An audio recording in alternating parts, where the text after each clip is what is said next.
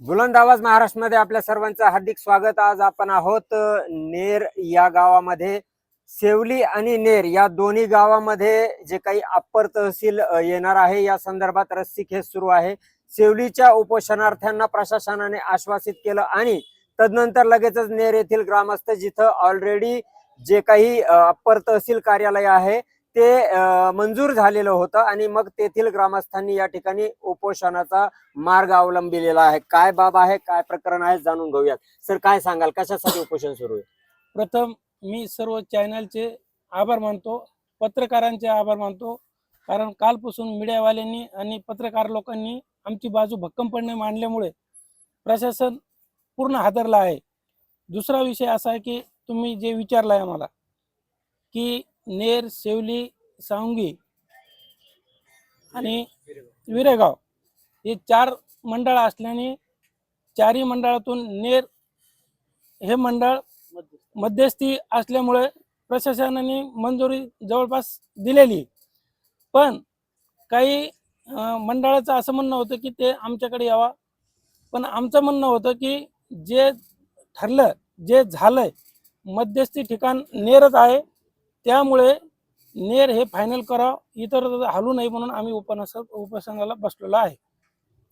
प्रशासकीय विचाराधीन असणारी बाब जी भौगोलिक दृष्ट्या मध्यस्थ ठिकाणी जे काही ठिकाण आहे ते नेर गाव आहे आणि भौगोलिक दृष्टिकोन ठेवून प्रशासनाचा निर्णय ऑलरेडी जो अप्पर तहसील कार्यालयासाठी जो आहे तो नेर या ठिकाणी मंजूर झालेला होता। परंतु गाव पातळीवरील जे सेवली येथील ग्रामस्थ आहेत ते उपोषणाला बसले आणि प्रशासनावर प्रेशराईज करून प्रशासनाला दबाव आणून त्या ठिकाणी सेवली येथे त्यांनी आश्वस्त केलं होतं की सेवली येथे हे अप्पर तहसील कार्यालय हलवले जाईल। आता आपली काय भूमिका असणार आहे, प्रशासनाकडे काय मागणी असणार आहे? प्रशासनाकडे मागणी एकच आहे आमची की नेर हे मध्य ठिकाण आहे। शिवली 13 किलोमीटर येते, सावंगी 9 ते 10 किलोमीटर येते आणि कारला ते जवळपास 11 ते 12 किलोमीटर येईल किंवा कमी जास्त। तर नेर ठिकाण हे मध्यस्थी असल्यामुळं तुम्ही नेरलाच यासाठी काय करायचं, वेळ, पैसा सर्व बचत होते, म्हणून हे नेरला करायला पाहिजे।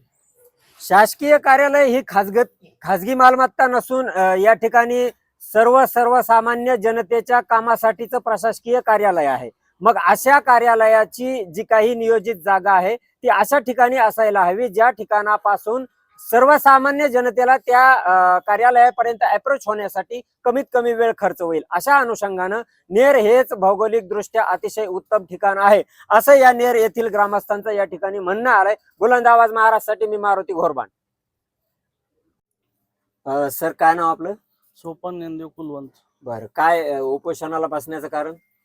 जे नेरला अप्पर तहसील जे झालेलं आहे डिक्लेअर, ते आमचं असं म्हणणं आहे की ह्याच गावात राहावं, मध्यस्थी गाव आहे आणि इथं जर झालं तर सगळ्याच्या खिशाची झळ वाचन आणि सगळ्याचा फायदा होईल, सगळे कामं सोपे होतील। कुठपर्यंत उपोषण सुरू राहणार? उपोषण प्रशासनानं ठाम आम्हाला काहीतरी लेखी किंवा आश्वासन 100% इथंच आम्ही इतक्या कमी वेळात चालू करू असं आश्वासन दिल्यानंतर आम्ही हे थांबून घेऊ। या ठिकाणी होपाड सर आहेत। सर, काय उपोषणाची सध्या परिस्थिती आणि कोण कोण प्रशासकीय अधिकारी इथं भेट देऊन गेले? पहिल्यापासूनच प्रशासनाने आम्हाला स्टार्टिंग पासूनच मदत केली आहे, आज बी करतायत। 2 दिवसापासून आरोग्य विभाग, महसूल विभाग, त्याचबरोबर तुमचं पोलीस डिपार्टमेंट यांनी व्यवस्थित आम्हाला इथं प्रोटेक्शन दिलं आहे। त्यामुळे आम्हाला प्रशासनाच्या बाबतीत कोणतीही नाराजी नाही आहे आणि प्रशासन चांगल्या पद्धतीने आम्हाला मदत करते। काय वाटतंय, तुमच्या उपोषणाची दखल घेऊन प्रशासन सकारात्मक निकाल देईल तुमच्या बाजूने?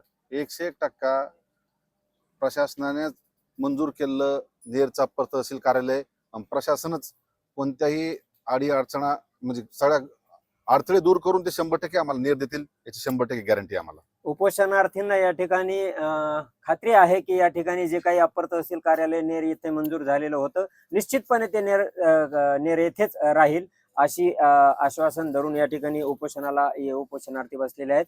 बुलंद आवाज महाराष्ट्रासाठी मी मारुती घोरबाण। सय्यद अहमद अली। काय कारण उपोषणाला बसण्याचं? उपोषणा बसण्याचं कारण हे आहे की नेर येथे मंजूर झालेलं तहसील कार्यालय नेर येथे लवकरात लवकर कार्यान्वित व्हावं हे आमची मागणी आहे। अच्छा, म्हणजे इथं ऑलरेडी कार्यान्वित मंजूर झालेलं आहे, हो. फक्त ते कार्यान्वित व्हावं आणि जे काही प्रशासनानं पुढच्या गावाला आश्वासन दिले त्या संदर्भात. प्रशासनानं शेवली गावाला आश्वासन दिलेलं आहे, त्यामुळेच आम्ही हे उपोषण चालू केलं आहे.